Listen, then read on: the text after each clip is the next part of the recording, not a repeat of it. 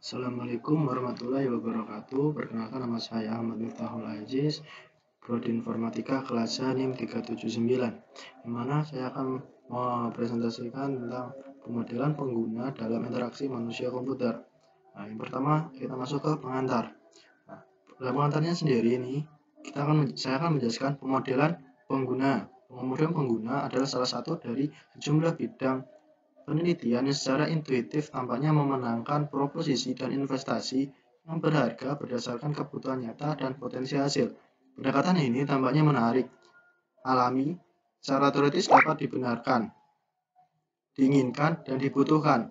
Namun pada kenyataannya, kemajuan di bidang ini berjalan lambat dan sulit. Nah, kita masuk ke pembahasan berikutnya. Yang pertama ada evolusi interaksi manusia komputer, kemudian pemodelan penggunaan HCI, atau interaksi manusia komputer. Yang ketiga ada penilaian kemajuan, dan yang keempat ada tantangan masa depan. Kita akan masuk ke pembahasan yang pertama, yaitu evolusi interaksi manusia komputer. Nah, IMK sendiri mempelajari interaksi dan hubungan antara manusia dan komputer. IMK lebih dari sekedar antarmuka pengguna. Perhatian utama IMK mulai bergeser di luar antarmuka, yang mana meningkatkan cara orang untuk menggunakan komputer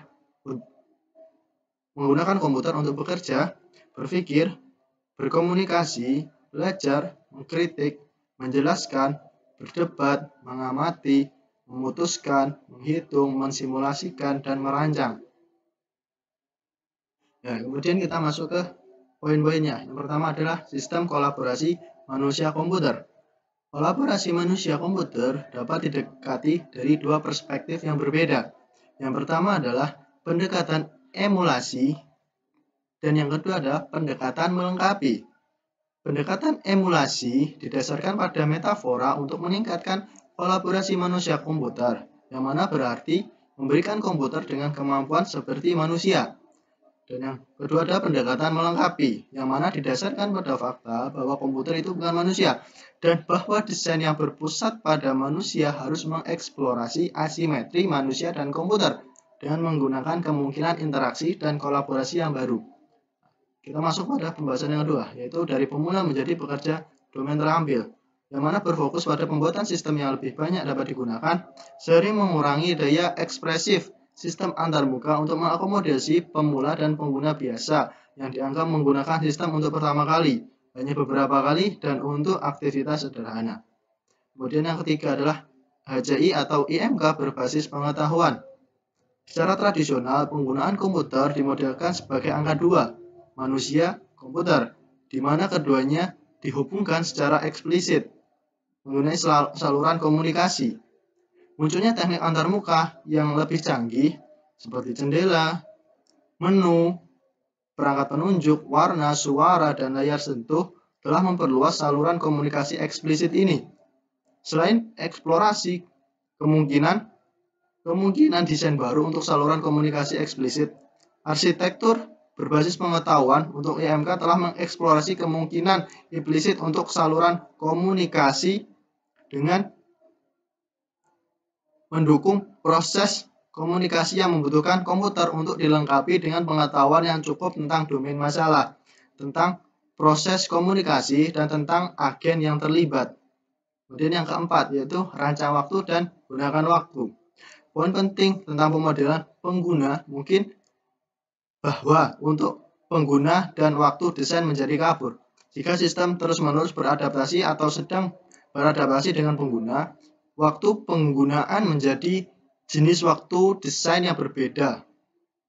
Kebutuhan untuk mendukung kelas yang luas dari pengguna yang berbeda mengarah pada aplikasi dengan fungsionalitas tinggi dengan semua kemungkinan dan masalah yang terkait.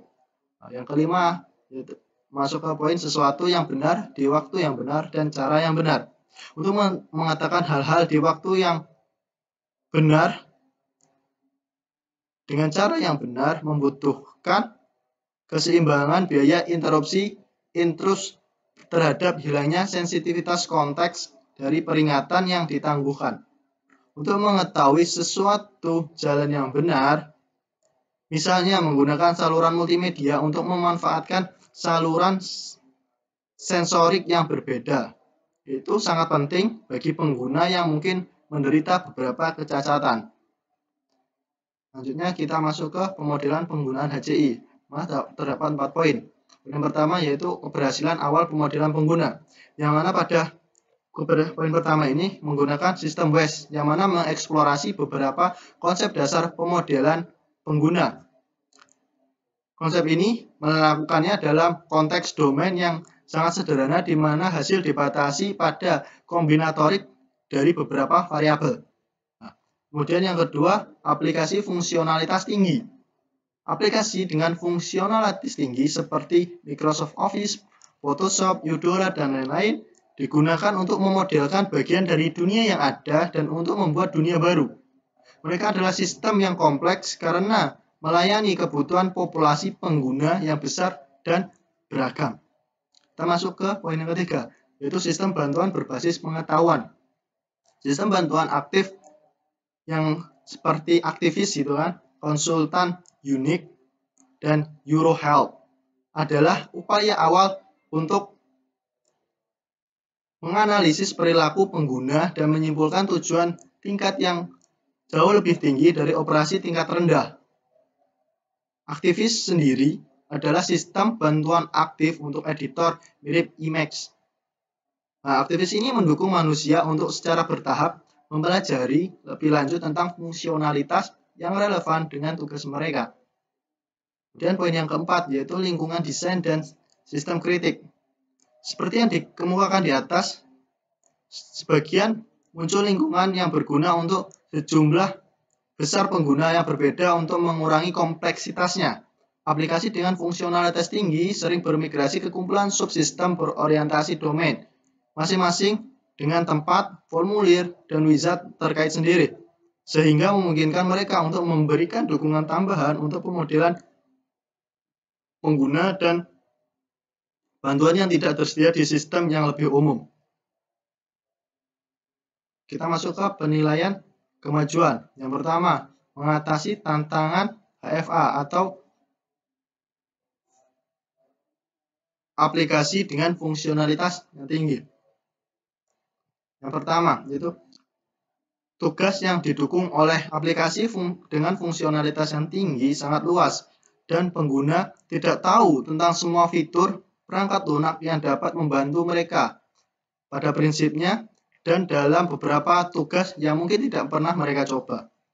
Dalam aplikasi fungsionalitas tinggi manapun gitu kan, ada fungsi untuk tugas yang digunakan terlalu jarang oleh pengguna sehingga bermanfaat bagi mereka untuk mempelajari dan cukup kompleks sehingga mereka perlu mempelajari kembali cara melakukannya setiap kali mereka mencoba menyelesaikan tugas.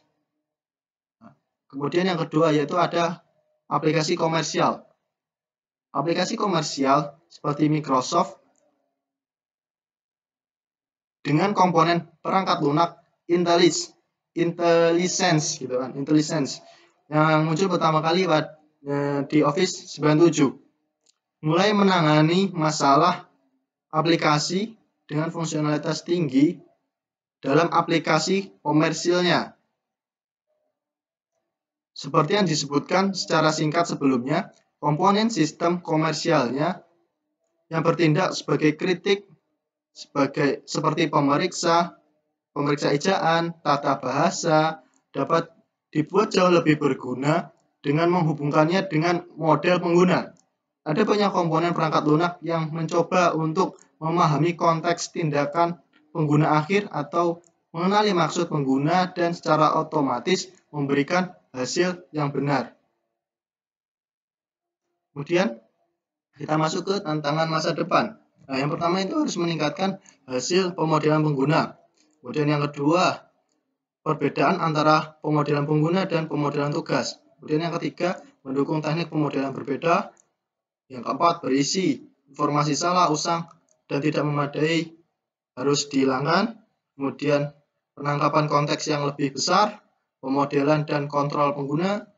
Kemudian mengembangkan kriteria untuk menilai kecukupan pemodelan.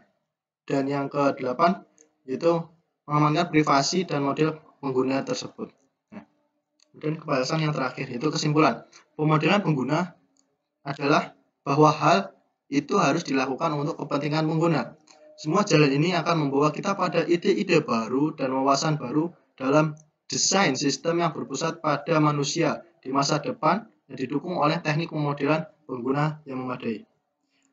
Sekian dan terima kasih. Assalamualaikum warahmatullahi wabarakatuh.